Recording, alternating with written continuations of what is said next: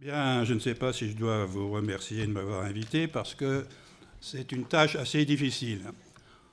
Je vais quand même annoncer la couleur dès le départ, puisque moi, généralement, quand je lis un livre, je commence par la conclusion parce que je veux savoir où on veut m'emmener.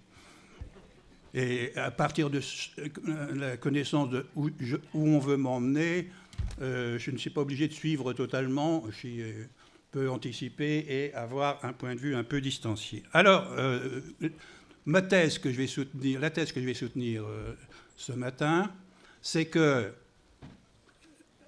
l'éducation nouvelle, si tant est qu'on puisse parler de l'éducation nouvelle comme un tout, n'est pas en rupture avec l'école qu'ont voulu les grands idéologues ou fondateurs de la Troisième République. Je sais bien que c'est éventuellement dans la mémoire de certains, il y a cette fausse fenêtre, mais je pense que, et j'y reviendrai, que c'est important, en particulier dans le moment présent, de bien ressaisir que les grands idéologues de l'école républicaine et les fondateurs de l'école républicaine de la Troisième République ne sont pas en rupture avec ce qu'a voulu l'éducation nouvelle, ou vice-versa, étant entendu que ça ne veut pas dire que ce qu'ils voulaient, ce qu'ils souhaitaient, a été réalisé. Deuxième point, c'est que pour moi, l'éducation nouvelle tente d'aller plus loin dans le sens de cette école républicaine. Donc je suis d'une certaine manière très proche sur ce point-là d'Édouard Plenel avec son titre « La République inachevée », mais pour moi je dirais l'école de la République inachevée, où l'école nouvelle tente d'aller plus loin et dans le même sens. Donc on va devoir faire un petit tour dans le passé pour mieux ressaisir ou maîtriser notre avenir. Mais ça, c'est la justification de l'historien. Je vais peut-être vous étonner en vous disant que ce qui nous réunit ici avant tout, c'est que nous ne croyons pas au péché originel. Ou du moins que nous n'y croyons pas sérieusement. On ne naît pas homme, on le devient. C'est un aphorisme d'Erasme, l'une des grandes figures humanistes de la Renaissance, qui renvoie à la thèse de l'importance décisive de l'éducation et d'abord de la mauvaise. Que dit-il ? Nous entendons les gens formuler des plaintes étonnantes sur la pente que les enfants ont au vice. Ils accusent la nature. Mais la tendance au mal provient surtout des mauvais exemples et de la mauvaise éducation. Une nouvelle voie à suivre est indiquée. Literae humaniores. On voit que je n'ai pas fait longtemps des lettres classiques. Les lettres qui rendent plus humains. Une nouvelle voie à suivre, donc, est indiquée. Il s'agit avant tout de fréquenter les bons auteurs anciens et de, comme le dit encore Erasme, de converser chaque jour avec ces auteurs si éloquents, si savants et si sages conseillers. Ce faisant, s'impose une culture dominante qui est toujours présente et se rappelle à nous régulièrement, les lettres ou humanités classiques. En exaltant l'Antiquité et ses modèles, les humanistes de la Renaissance ne rompent pas pour autant totalement avec la période précédente, ne serait-ce que parce qu'ils restent tributaires du christianisme.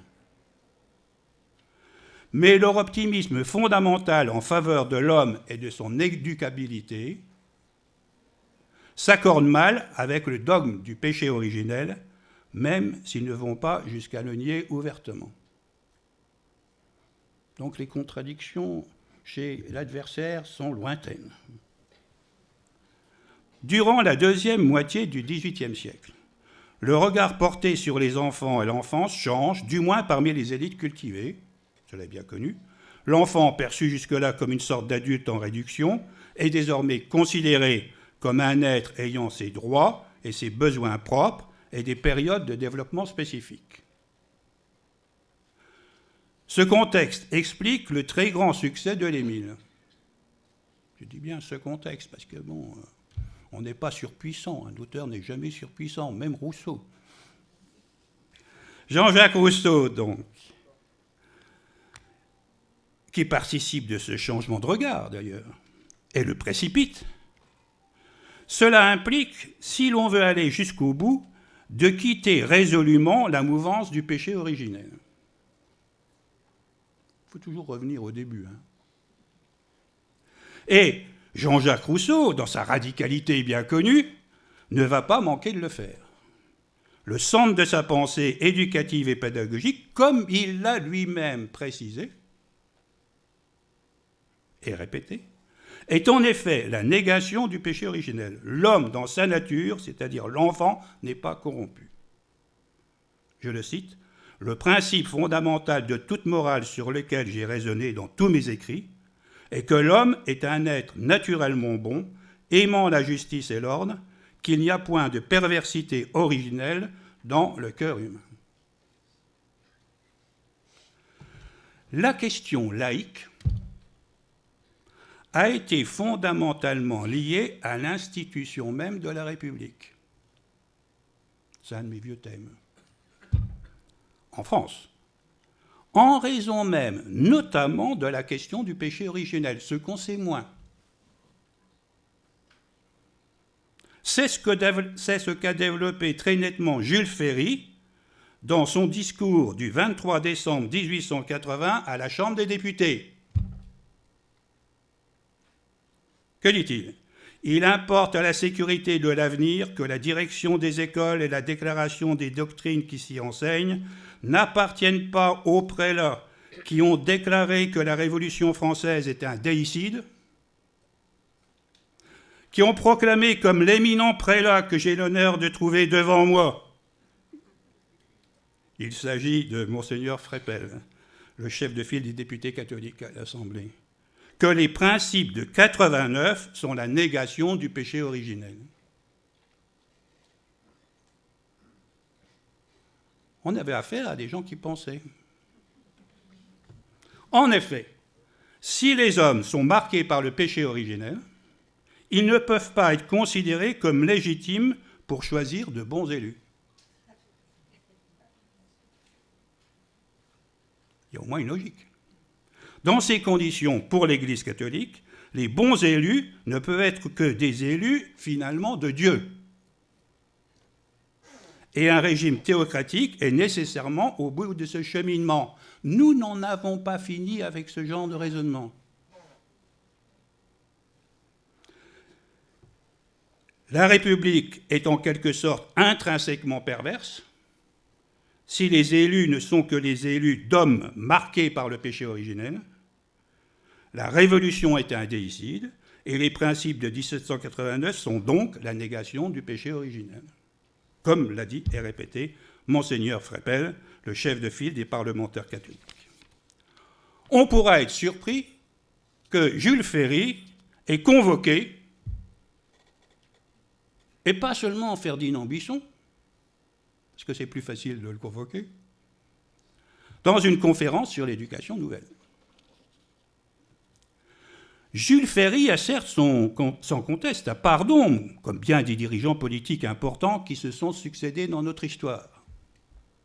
Mais on aurait bien tort, en particulier dans notre situation, d'en faire une sorte de repoussoir, comme cela a été fait quelquefois, comme une sorte de repoussoir pour mettre en valeur l'éducation nouvelle.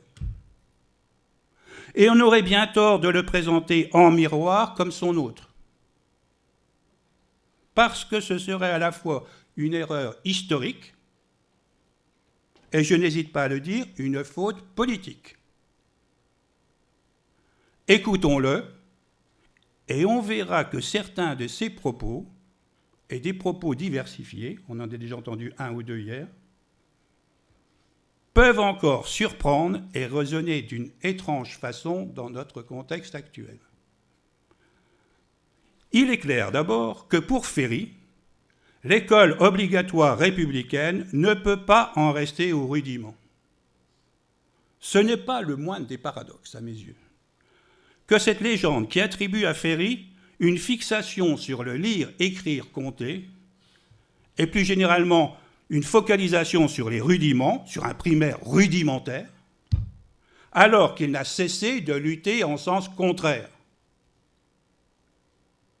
En réalité, Jules Ferry tente d'inverser la hiérarchie entre les enseignements dits fondamentaux et traditionnels et les enseignements dits seconds ou accessoires.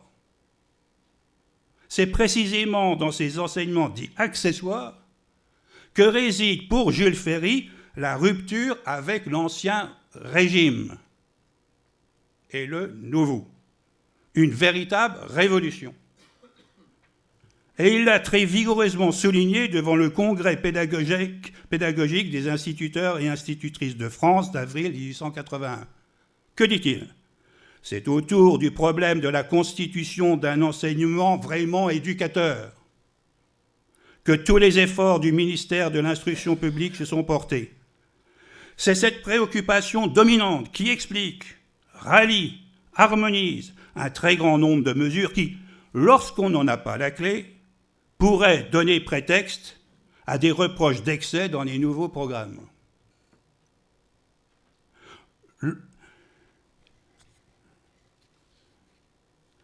D'accessoires exagérés, d'études très variées et qui ne paraissent pas au premier abord suffisamment convergentes. Tous ces accessoires auxquels nous attachons tant de prix, que nous groupons autour de l'enseignement traditionnel du lire, écrire, compter, à savoir les leçons de choses, l'enseignement du dessin, les notions d'histoire naturelle, l'histoire, les musées scolaires, la gymnastique, les promenades scolaires, le travail manuel, le chant, la musique chorale. Pourquoi tous ces accessoires ? Parce qu'ils sont, à nos yeux, la chose principale. Parce que ces accessoires feront de l'école primaire une école d'éducation libérale. Pas ultralibérale. Libérale, au sens politique. À l'époque, d'ailleurs, il aurait pu dire républicain. Libéral, républicain, s'opposait politiquement au régime ancien. Telle est, c'est toujours Jules Ferry qui parle, telle est la grande distinction, la grande ligne de séparation entre l'ancien régime, le régime traditionnel, et le nouveau. Vous voyez où en sont certains en ce moment ? Jules Ferry n'hésite pas à réunir des congrès pédagogiques, ou d'inspecteurs, d'instituteurs, ou d'inspecteurs et de directeurs d'école normale, dans lesquels il n'hésite pas non plus à intervenir lui-même.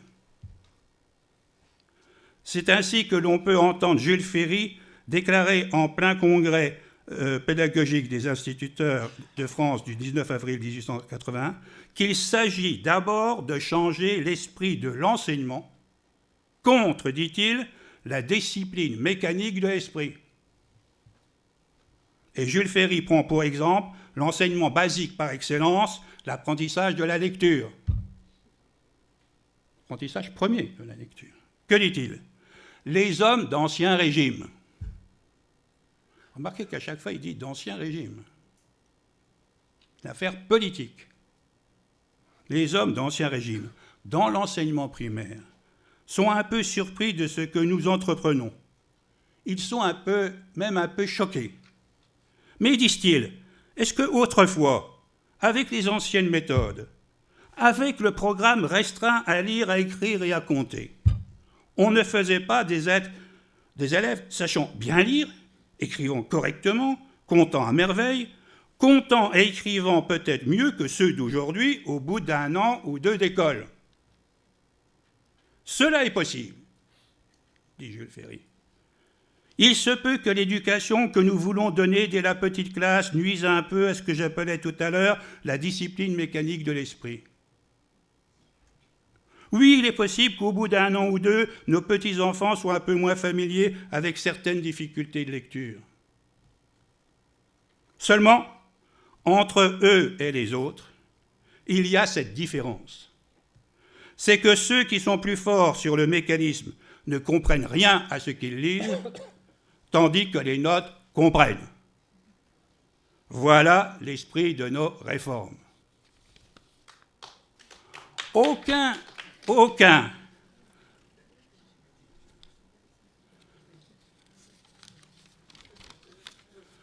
Dans le même sens, Jules Ferry condamne sans appel l'importance excessive donnée à l'exercice de la dictée, aux anciens procédés qui consument tant de temps en vain, à la vieille méthode grammaticale, à la dictée, à l'abus de la dictée. Il faut substituer un enseignement plus libre, plus vivant, plus substantiel, dit-il au congrès pédagogique des directeurs d'école normale et d'inspecteurs primaires du 19 avril 1880. Il en vient même à mettre en cause la prétention excessive de l'orthographe, crime absolu en France.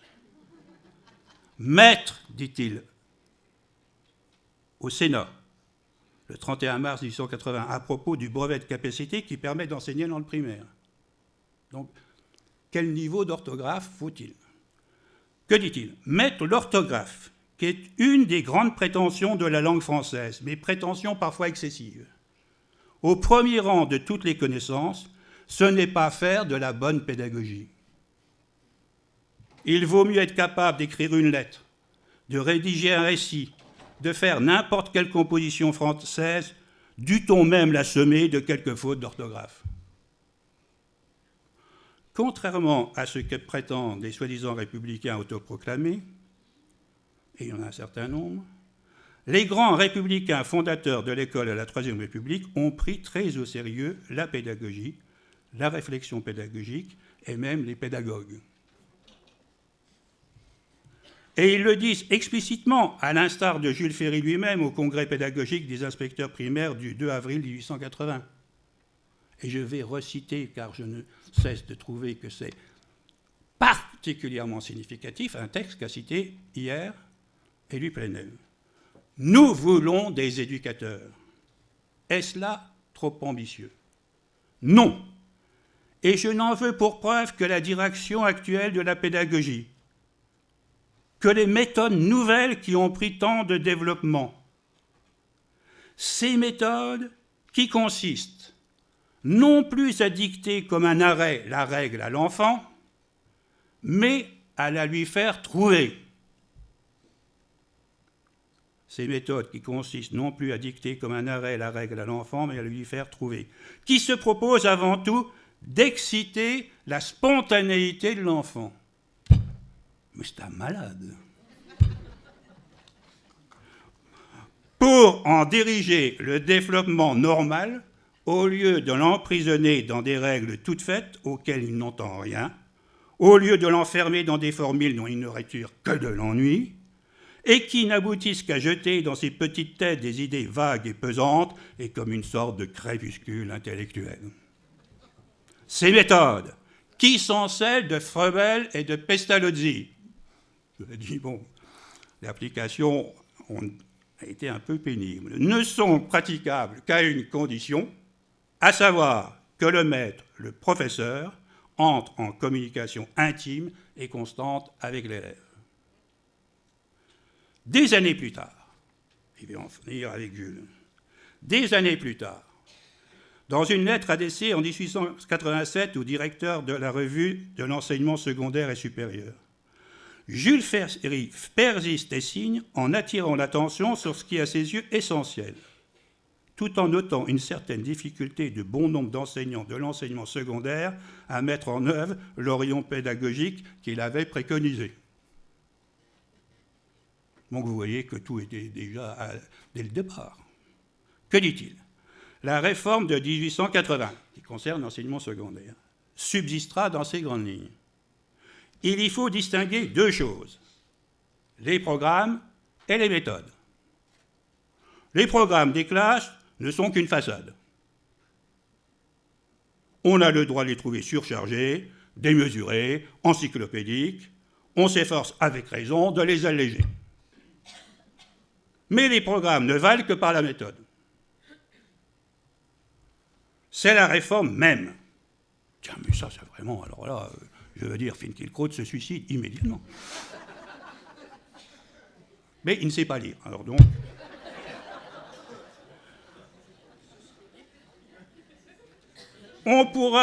Il faut donc se fixer sur la note dont le Conseil supérieur a fait suivre les programmes de 1880.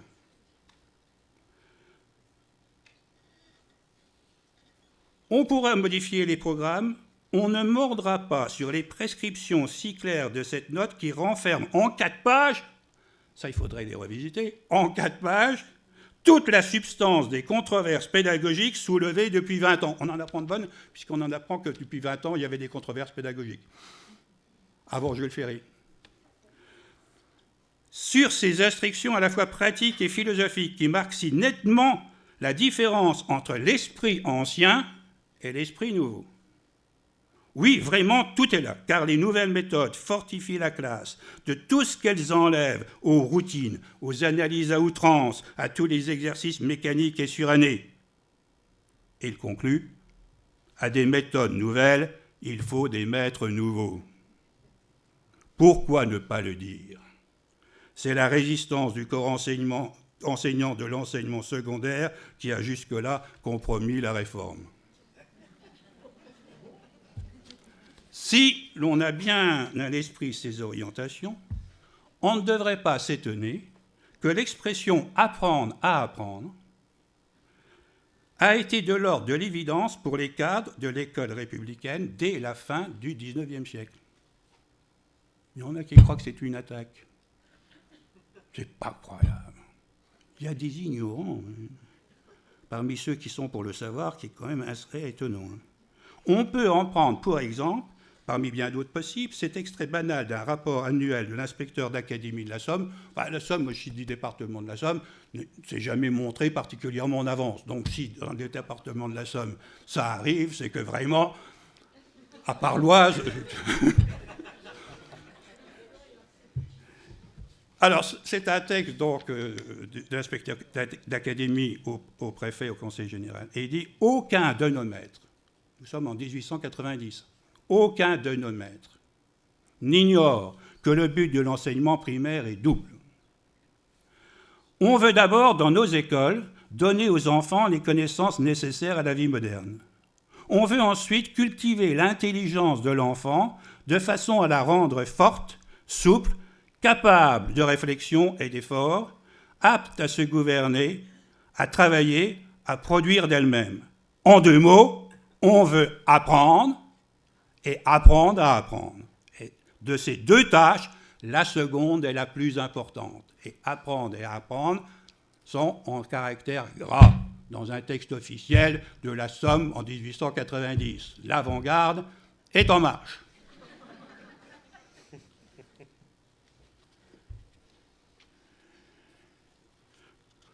J'avais tout un topo sur la discipline aussi sous la Troisième République, mais pour avancer, je zappe. Et j'en arrive, enfin, encore que, il y a une commission sur la discipline à l'école, donc, qui réunit tous les grands idéologues de l'époque. Signe de l'importance pour eux. C'est très intéressant. Tous les grands noms sont là. Et ils mettent, dans des préambules, ils disent, en reprenant Michel Bréal, la République doit développer l'initiative de l'enfant. L'objet de l'éducation est de rendre par degrés les maîtres inutiles, la liberté est le but vers lequel on doit conduire l'élève par des transitions sagement ménagé. Or, on en est resté à un système qui ne laisse à l'écolier, quel que soit son âge, quelle que soit la confiance que par son caractère et sa conduite il est mérité, ni la répartition de son temps, ni le droit de s'isoler, ni l'emploi de ses heures de loisirs, ni rien de ce qui constitue la liberté et la responsabilité. Au fond, est-il dit, le principe catholique que l'homme est naturellement vicieux et qu'il a besoin d'être surveillé à toute heure et réprimé domine cette éducation alors que la foi s'en est retirée. Pas totalement faux, hein. Donc je signale ces préoccupations et on interdit les travaux forcés. Alors les travaux forcés, c'est par exemple les pensums, le retrait de récréation, le piquet. Enfin, je ne veux pas trop en mettre parce qu'on attend encore que ce soit vraiment et partout acté. On dit ce n'est pas républicain, ça.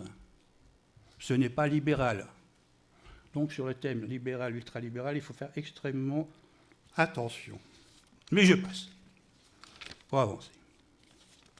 Et pour en arriver donc à l'éducation nouvelle. Ce qu'il faut avoir à l'esprit dans cette transition UFR, c'est que la République est, pour les contemporains de Jules Ferry, c'est nouveau, c'est fragile. C'est la troisième République qui existe après la Suisse et les États-Unis.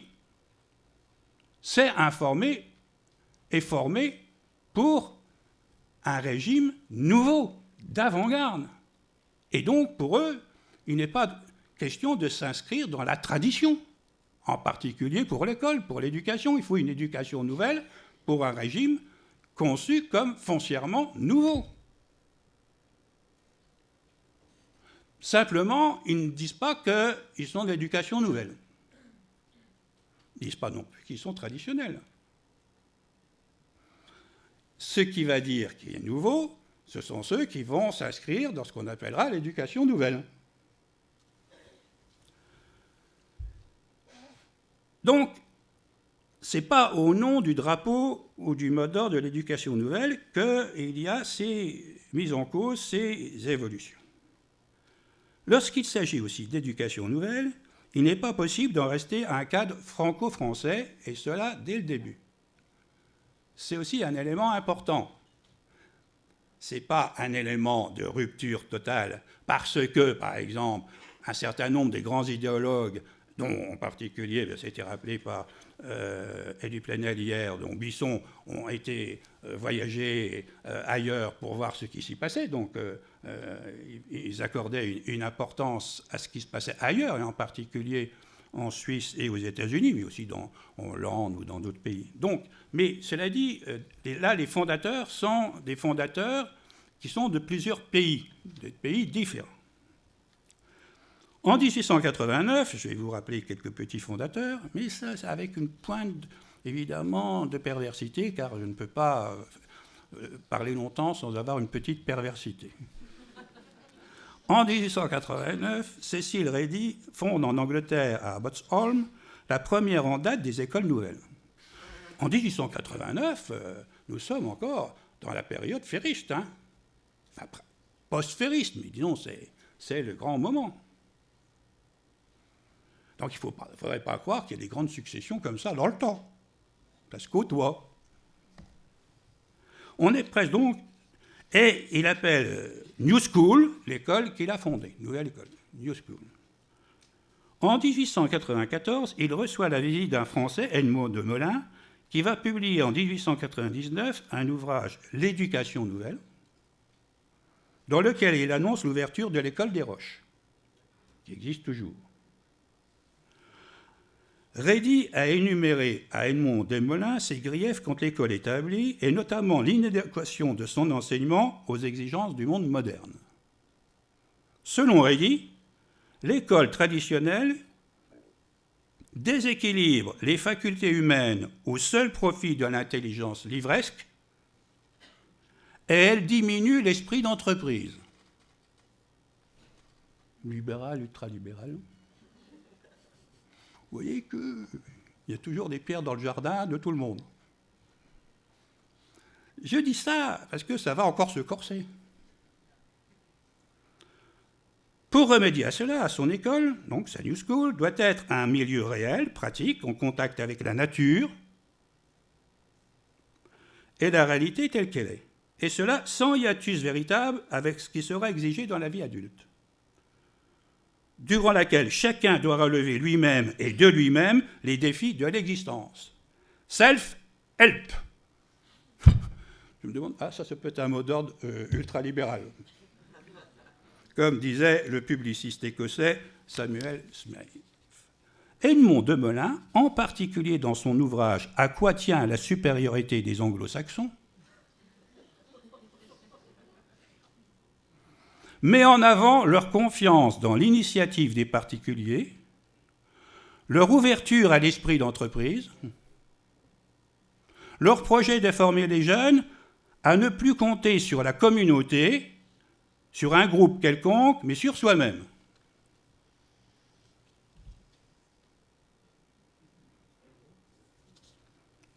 Je réponds à la question. Oui. Selon Edmond Demelin, qui est l'auteur donc de l'Éducation nouvelle annonçant l'ouverture de l'école des Roches, c'est ainsi que l'on pourra dépasser les anglo-saxons dans la conquête industrielle, commerciale et coloniale de la planète.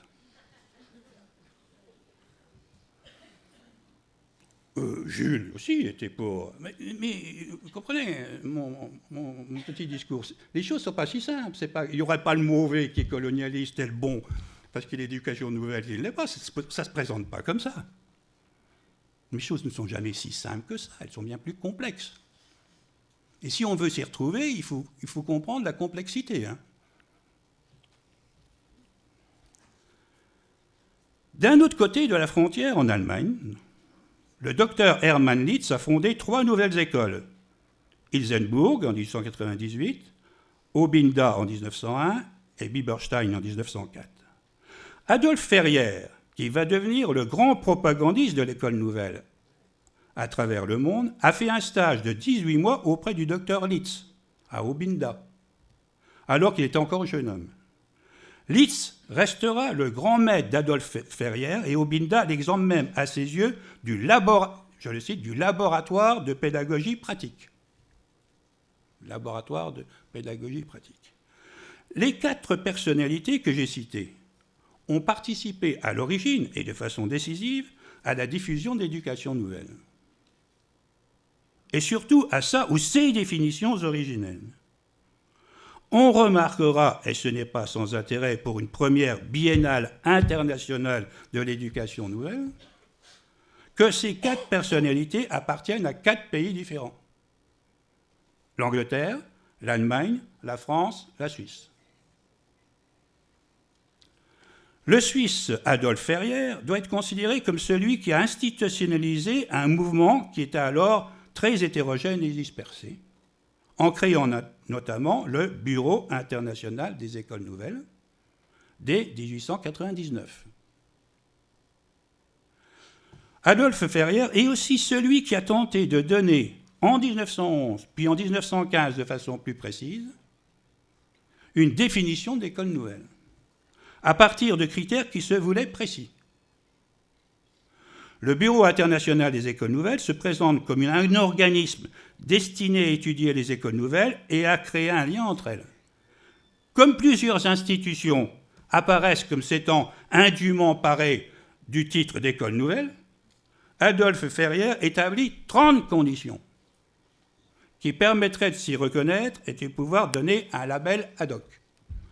Et bien ça c'est bien, puisque ma commande c'était de savoir dans quelle mesure...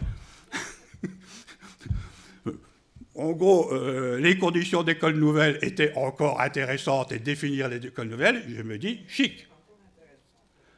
Alors, je vais quand même vous les donner, très rapidement. Mais ça fait un peu comme un inventaire à la Prévert. 1. Alors, quelles sont les 30 conditions ? Je vous dis tout de suite qu'ensuite, il dit, si on en a 15, ça suffit pour être considéré comme école nouvelle, ce qui fait qu'il y aura quand même du flottement dans la définition pratique. 1. Laboratoire de pédagogie pratique qui cherche à jouer le rôle d'éclaireur ou de pionnier des écoles d'État. 2. Internat. 3. Situé à la campagne. 4. Groupement des élèves par maison séparée. Il ne faut pas que ce soit trop grand, c'est un peu foyer familial. Coéducation des sexes, mais pas mixité ou mixture. 6 et 7, travaux manuels. 8, travaux libres. 9, gymnastique naturelle, jeux et sport. 10, voyage à pied et bicyclette avec campement. 11, ouvrir l'esprit par une culture générale du jugement plutôt que par une accumulation de connaissances mécanisées.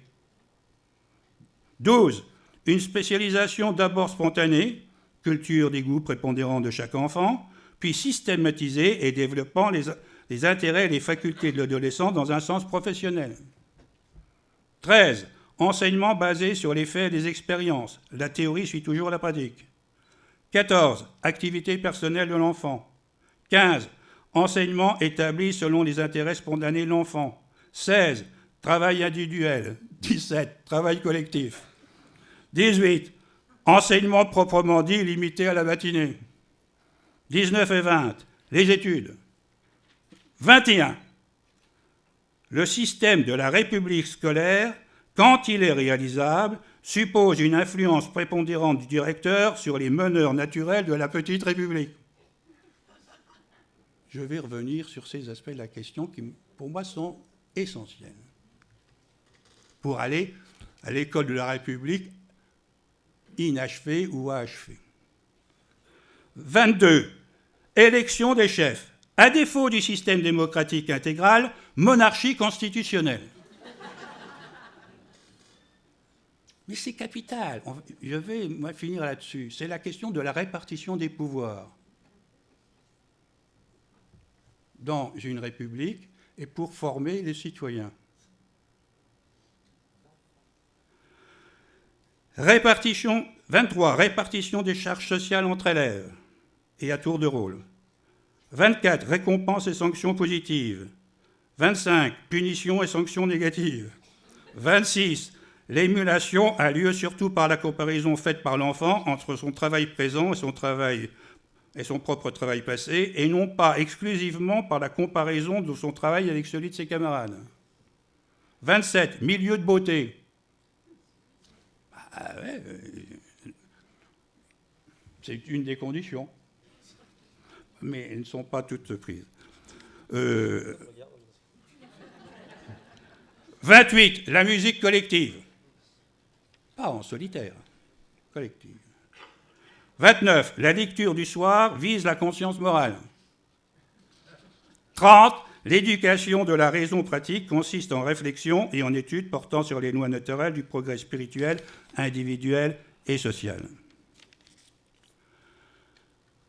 La clarification ne sera pas totalement clarifiée, comme je vous l'ai dit, puisqu'il y a 30 conditions. D'abord, quand il y en a 30, il y en a beaucoup trop.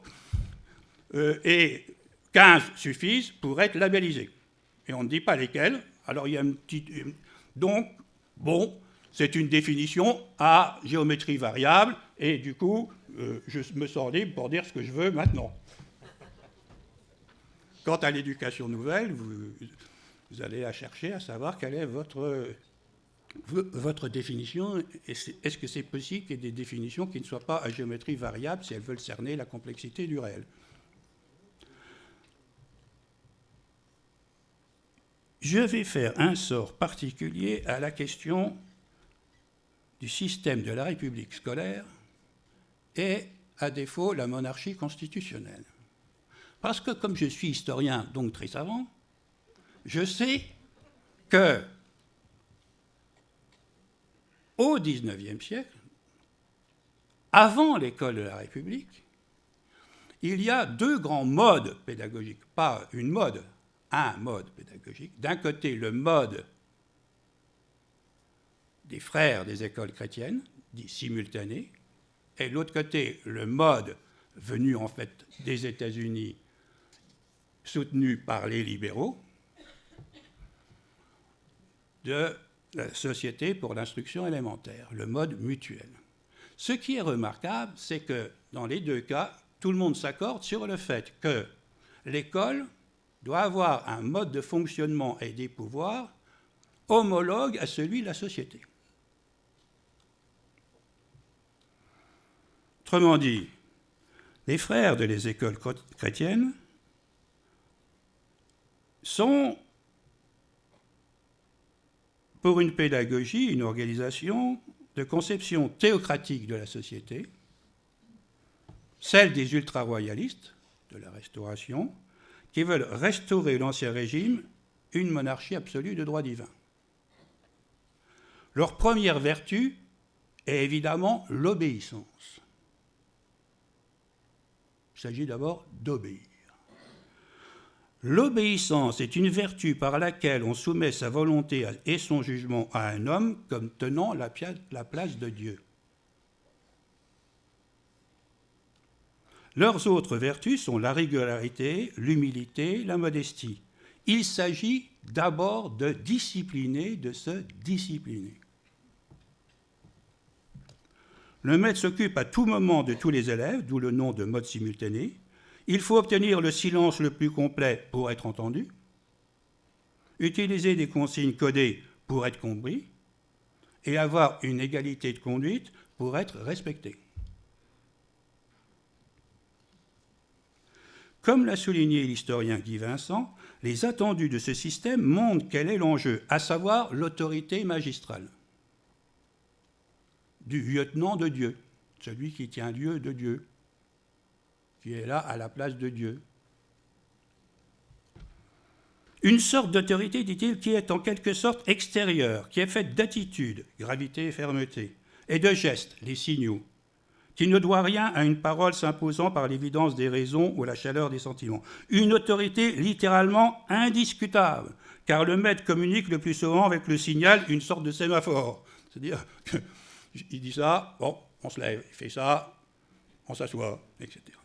Ça, c'était une bonne époque, où il y avait l'autorité magistrale. La vertu supposée de ce signal n'est d'ailleurs pas sans rappeler celle des signaux qu'on utilise pour célébrer la messe. Et son sens va tout à fait dans le sens d'une théocratie, d'une monarchie de droit divin.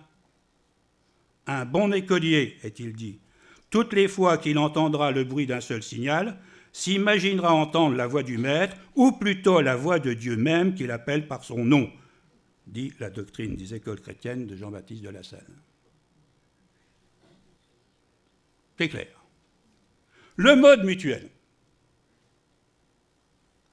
de la Société pour l'instruction élémentaire est perçu et explicitement décrit par les protagonistes comme l'expression pédagogique du libéralisme et de la monarchie constitutionnelle. Selon Madame Guizot, la deuxième épouse de Guizot, le ministre, l'enseignement mutuel est le régime constitutionnel introduit dans l'éducation. C'est la charte qui assure à l'enfant la part de sa volonté dans la loi à laquelle il obéit. Dès 1816, le bulletin de la Société pour l'instruction élémentaire affirme que l'on chercherait vainement ailleurs une plus fidèle image d'une monarchie constitutionnelle. La règle comme la loi s'y étend à tout, y domine tout et protégerait au besoin l'élève contre le moniteur et même contre le maître. L'instituteur représente le monarque. Il a ses moniteurs généraux qui, comme ses ministres, gouvernent sous lui. Ceux-ci, à leur tour, sont secondés par des moniteurs particuliers, pareils aux fonctionnaires préposés à tous les services publics. À l'ombre de cette organisation vraiment gouvernementale, la masse des élèves a ses droits, ainsi que la nation, dit Madame Guizot qui s'y connaît. Le mode mutuel, appelé monitoring system en Angleterre, d'où il provient, tient son nom de la place qu'il accorde aux moniteurs, élèves conduisant l'instruction des autres élèves. Les moniteurs généraux, un par discipline, commandent à toute l'école sous la surveillance directe du maître, en dirigeant les moniteurs particuliers.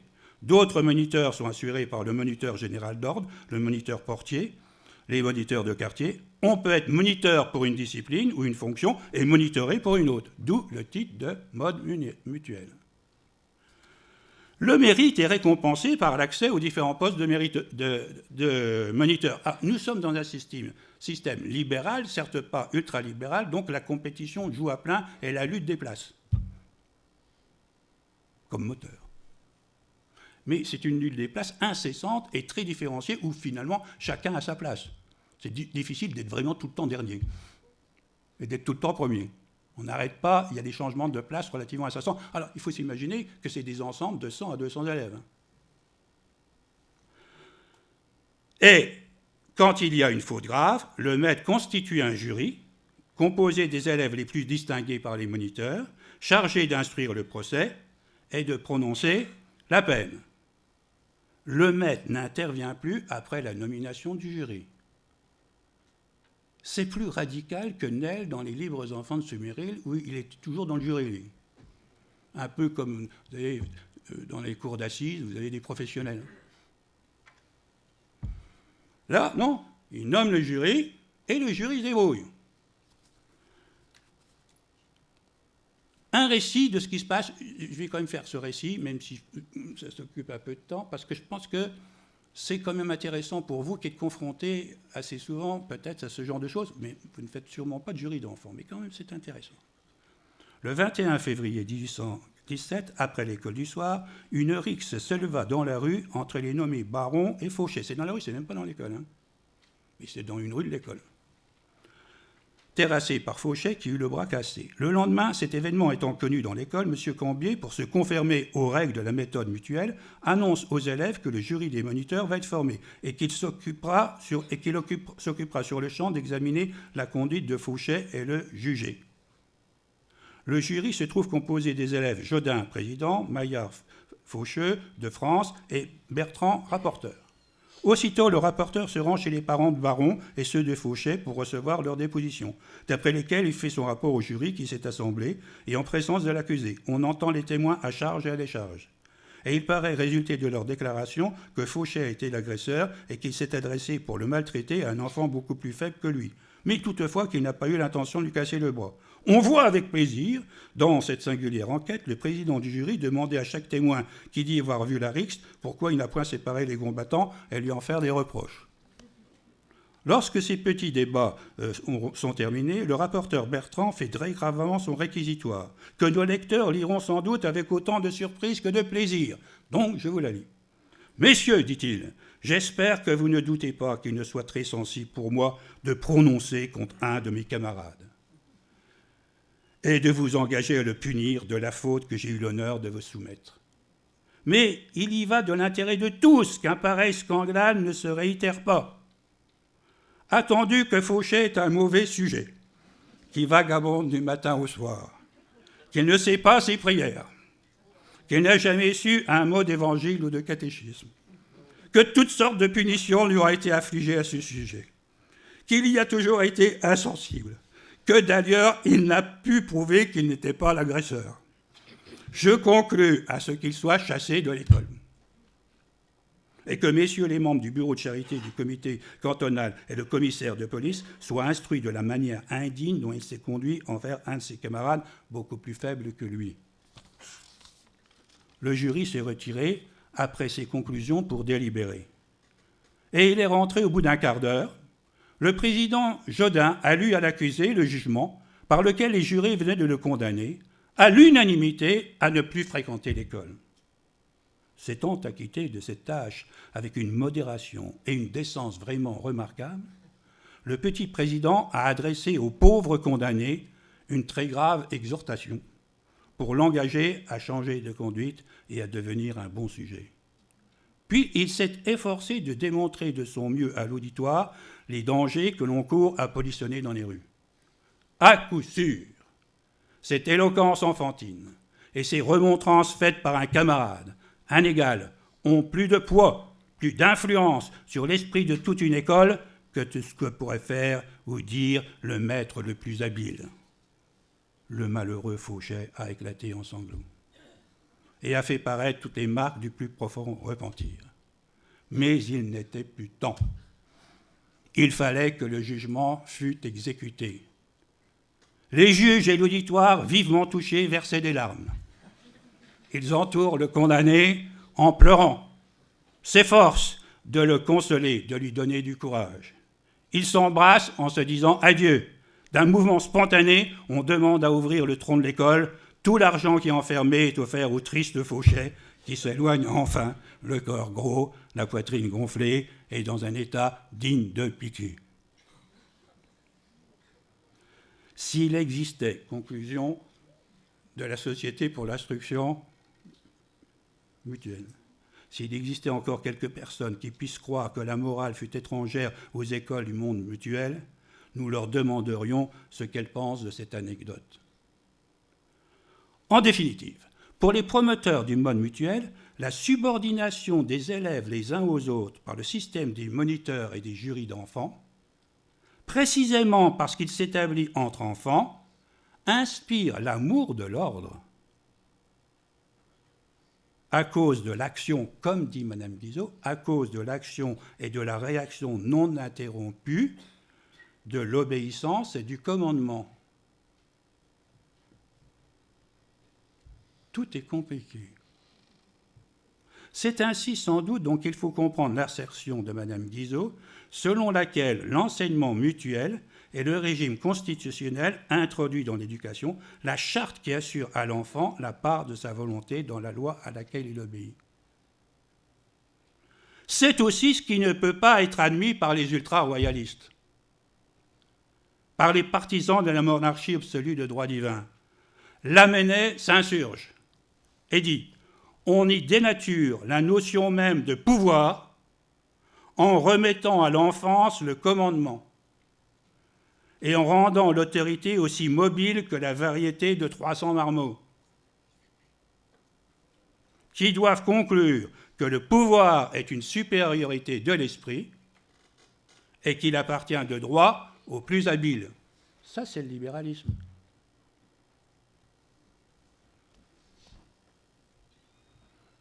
Or, dans une vision théocratique, l'autorité vient de Dieu seul et la supériorité de l'élection par Dieu. D'où la condamnation finale de Lamennais, habituer les enfants au commandement, leur déléguer l'autorité magistrale. N'est-ce pas là prendre le contre-pied de l'ancienne éducation? N'est-ce pas transformer chaque établissement scolaire en république?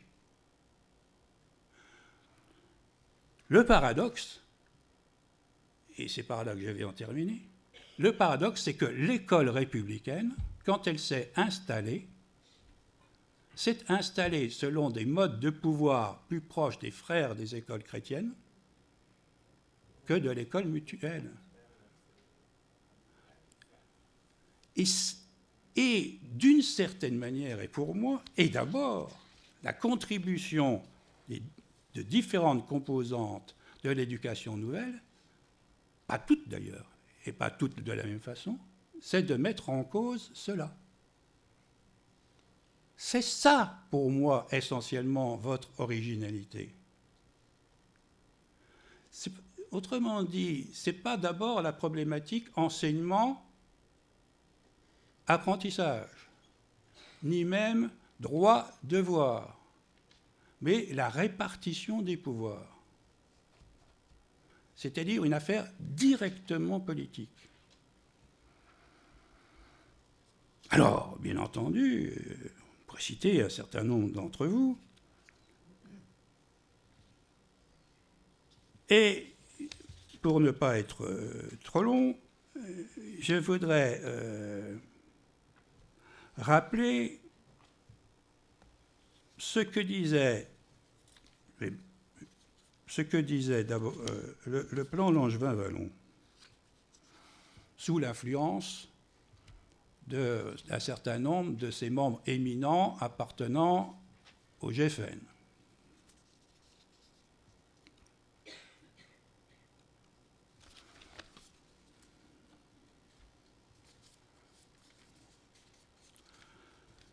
Et ça allait relativement...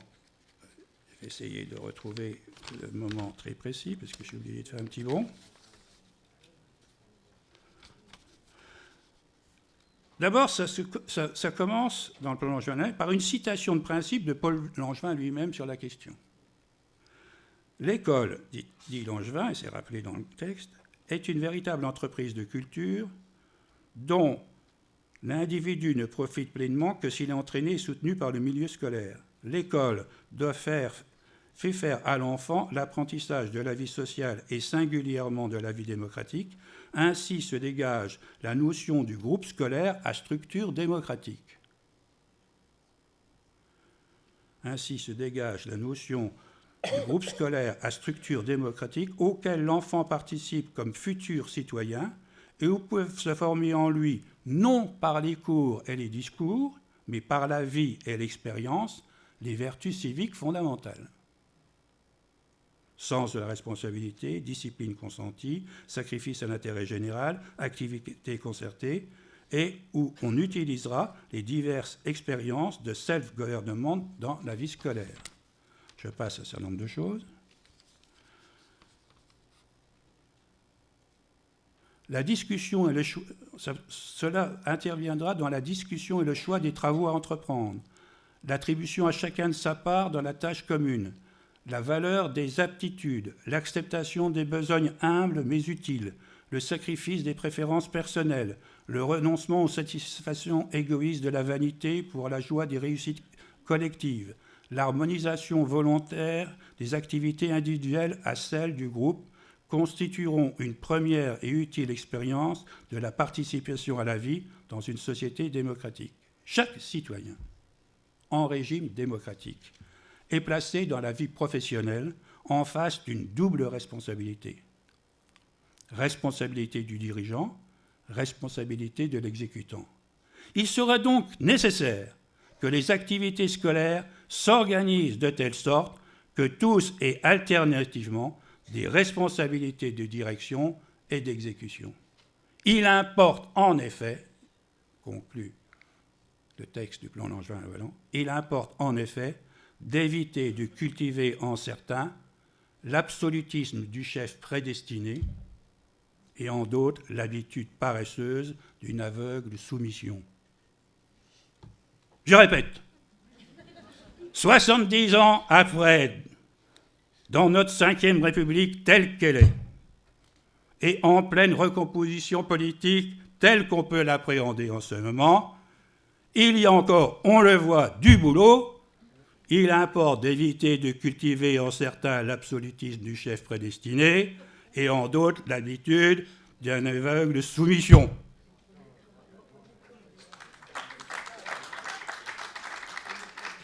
Avant de finir, je voudrais faire un petit sort à une sortie de Jean-Michel Blanquer. Je terminerai là-dessus. Car, surprise,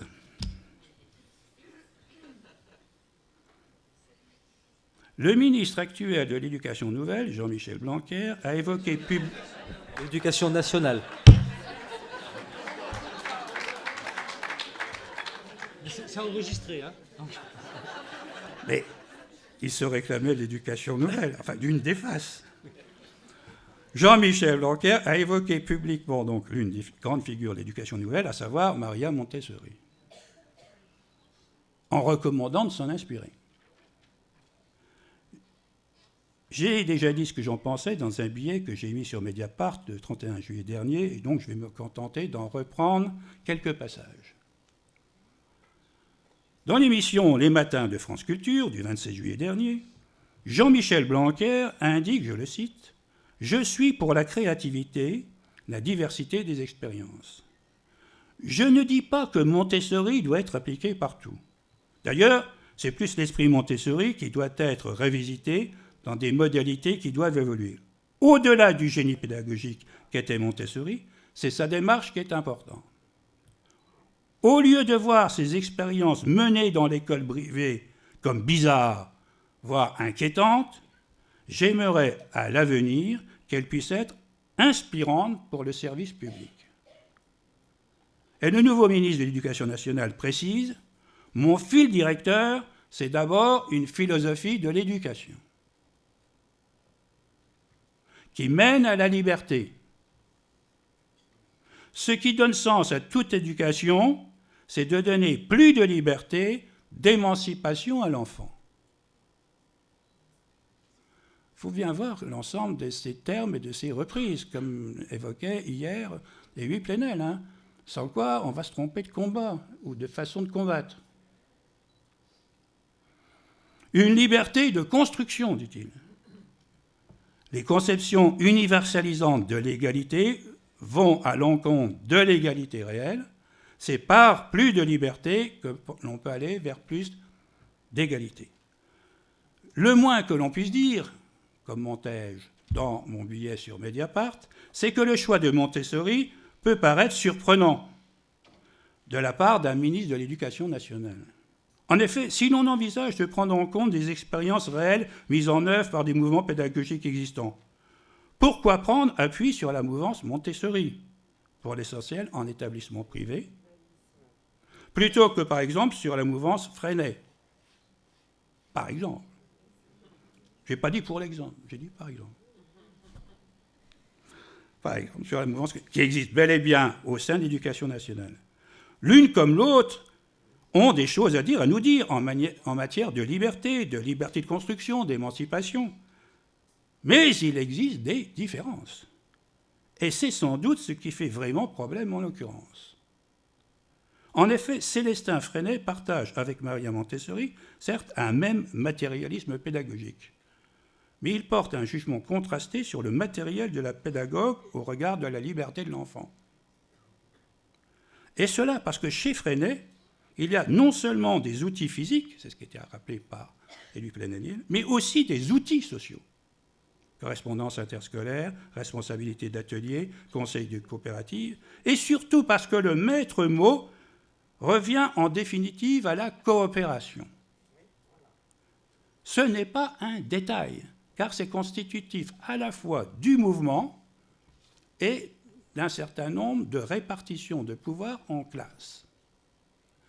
Car Freinet a un projet politique très clair, c'est de faire une république, si ce n'est socialiste, en tout cas sociale et démocratique, par et dans en particulier la coopération. Et c'est précisément, évidemment, là, on est aux antipodes de la liberté versus Blanquer, qui prend une drôle de liberté en tant que ministre de l'Éducation nationale.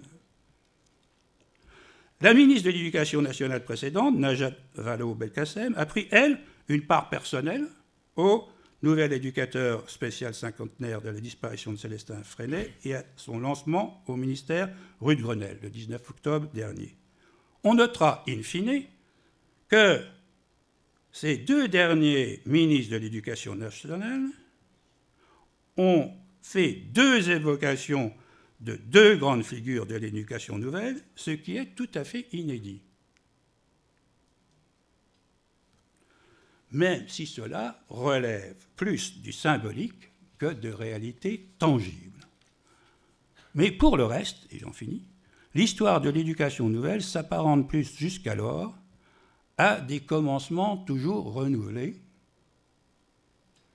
qu'à des avancées décisives stabilisées. Comme disait Paul Valéry, la mer toujours recommencée. Ou encore, Arthur Rimbaud, elle est retrouvée quoi? L'éternité, c'est la mer allée avec le soleil. Merci de votre attention.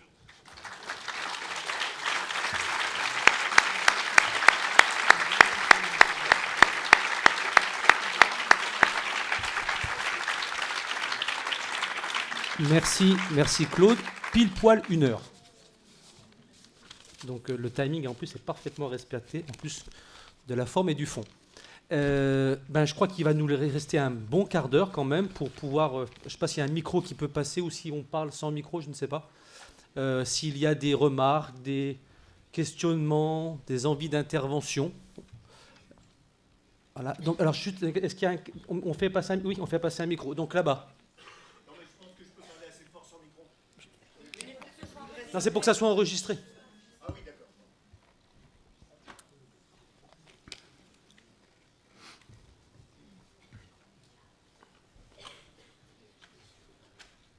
Je me demande... Ça marche, là?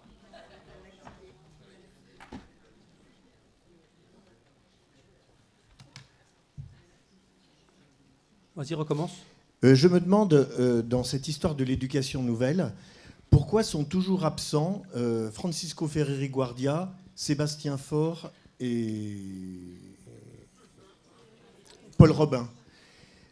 En particulier, Francisco Ferreri Guardia, qui est mort fusillé en criant « Vive l'école moderne », ce qui a été repris par Freinet.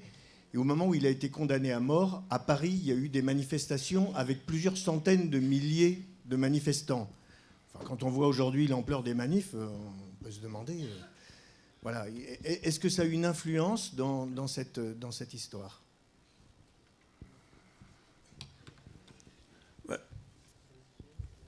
Il y a, comment dire, il y a, vous savez, le problème de l'influence, je vais répondre même pas directement, je vais vous répondre par des évocations de ma mère. Ma mère a été institutrice. Elle était normalienne, elle m'a eu à 40 ans, donc elle était normalienne au début des années 20.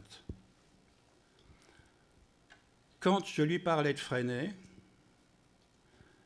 pour elle, Freinet n'existait pas comme pédagogue.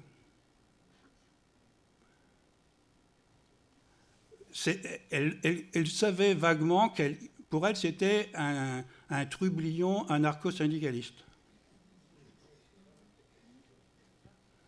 Je parle de Freinet, alors, je ne parle pas de... Mais c'est une réponse indirecte. Pire, si on peut dire, elle était dans le Sedanais. Je suis un Ardennais d'origine.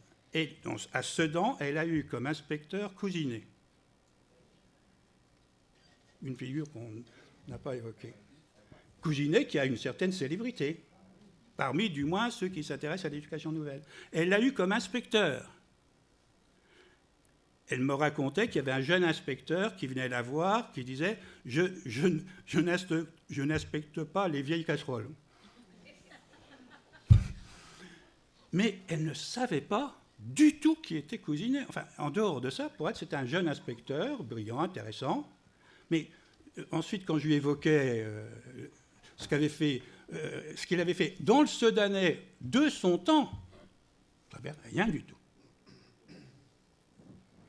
Alors, ça dépend, quand vous dites ces problèmes, soit des commémorations, soit des reprises, soit de ce qui est entendu de façon très basique.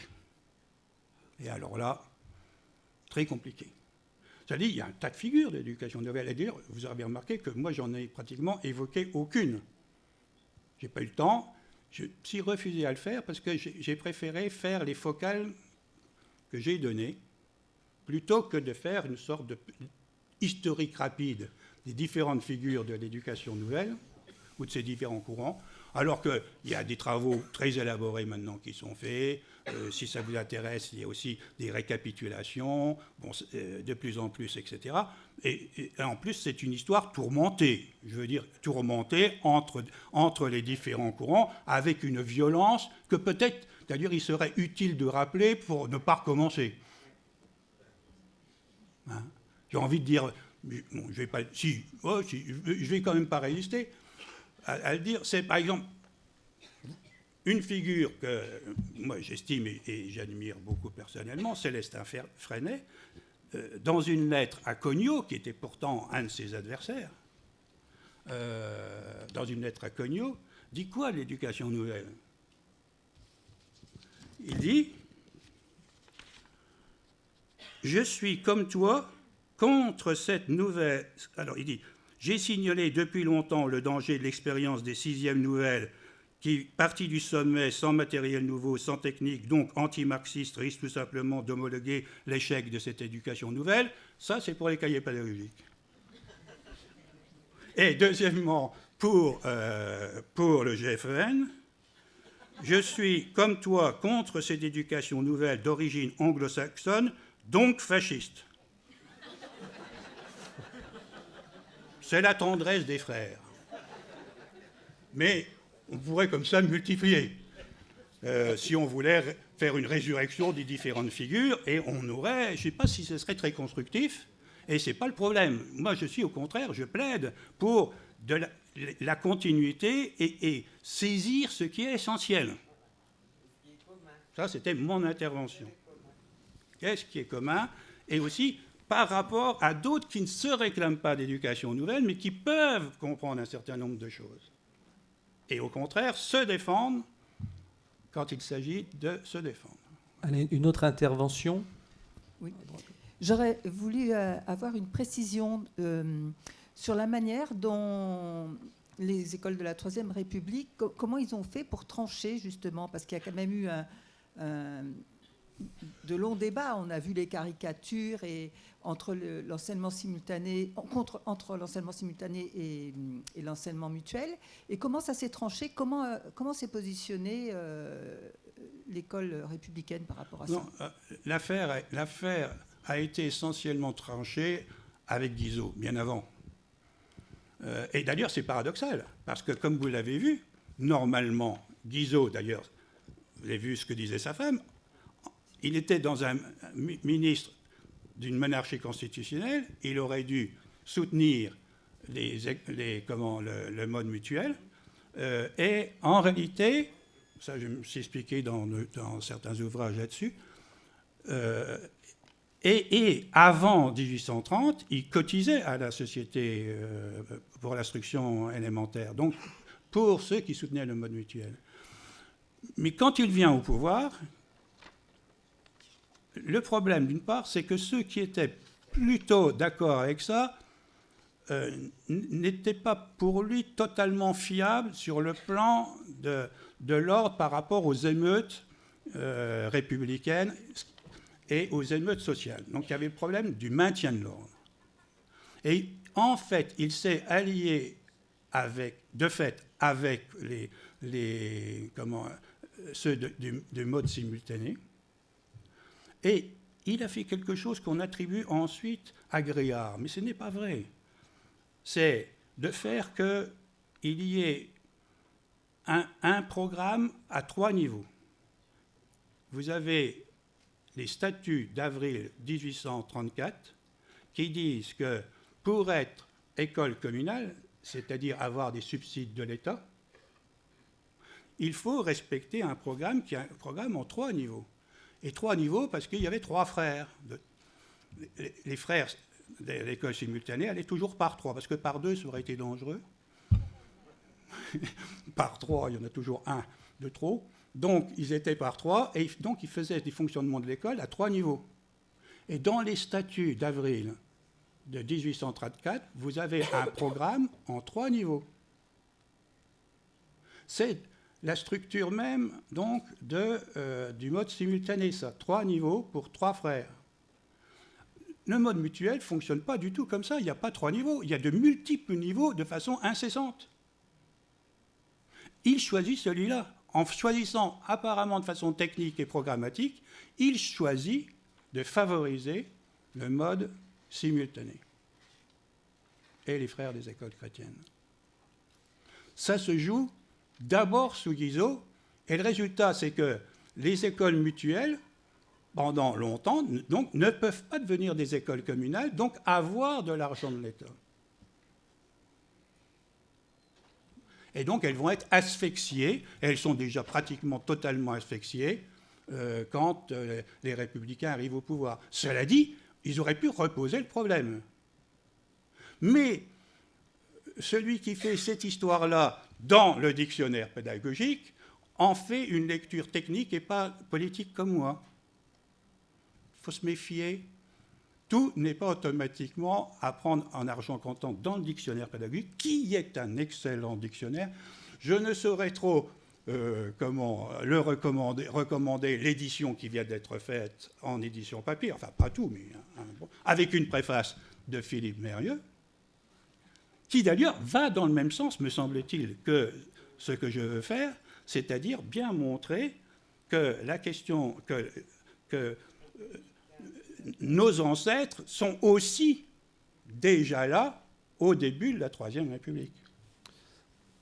Alors, encore une intervention. C'est une question.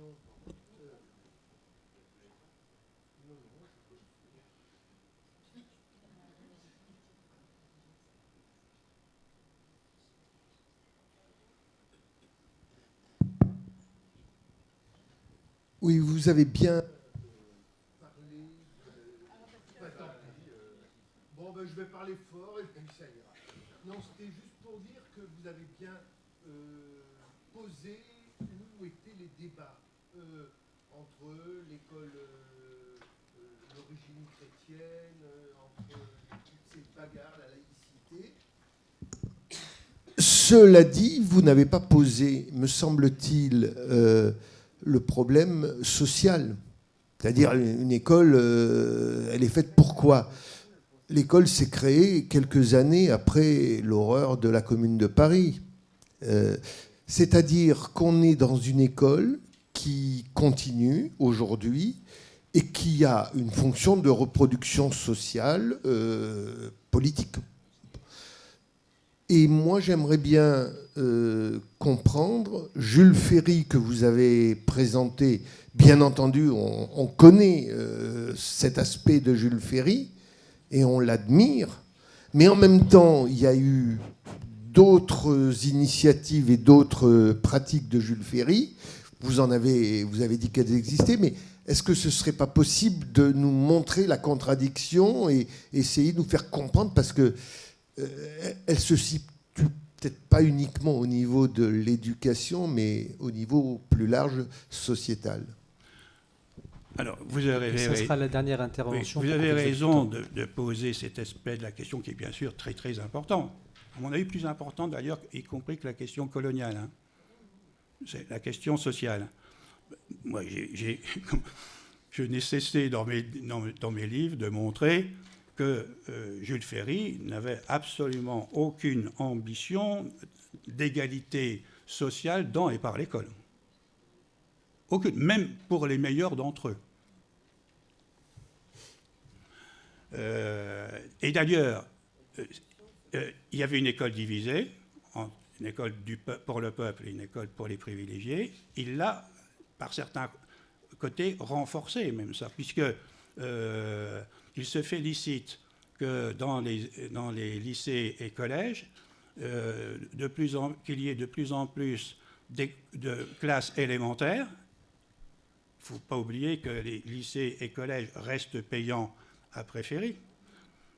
De plus en plus de classes élémentaires qui soient faites dans ces lycées et collèges pour les enfants de parents qui veulent une destinée et des études nettement plus intéressantes et plus fortes.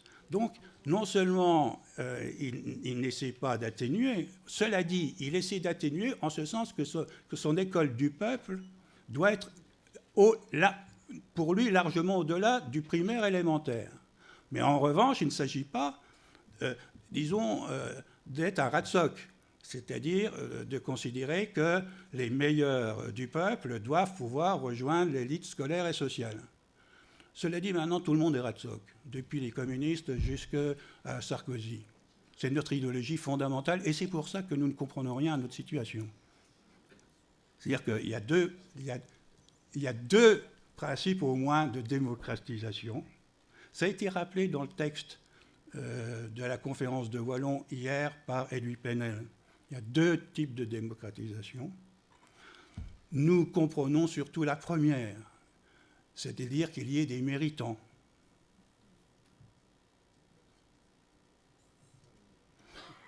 Quand on est dans l'entre-deux-guerres, le Parti communiste et les anarcho-syndicalistes sont contre la promotion individuelle.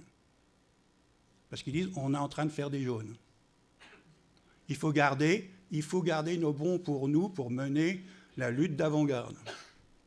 Et les conservateurs disent non, surtout pas de promotion individuelle parce qu'il y aura des déçus sociaux et ils seront des meneurs. Donc, dans un cas comme dans l'autre, mais pour des raisons opposées, pas de promotion individuelle. Et puis les rat-soc, c'est promotion individuelle. Nous sommes tous devenus sauf des rat-soc. Et donc on a un mal fou à clarifier les débats. Voilà. Mais c'est une question essentielle pour moi. Essentielle. Simplement, il y a aussi la question de la forme républicaine. C'est-à-dire que moi, il y a deux questions essentielles, la question qui ne sont pas sans lien, mais la question de la démocratisation et celle de la démocratie ne sont pas sans lien, mais ne sont pas identiques. C'est tout. Eh bien, merci Claude. Merci pour cette conférence. On va s'en arrêter là. Merci.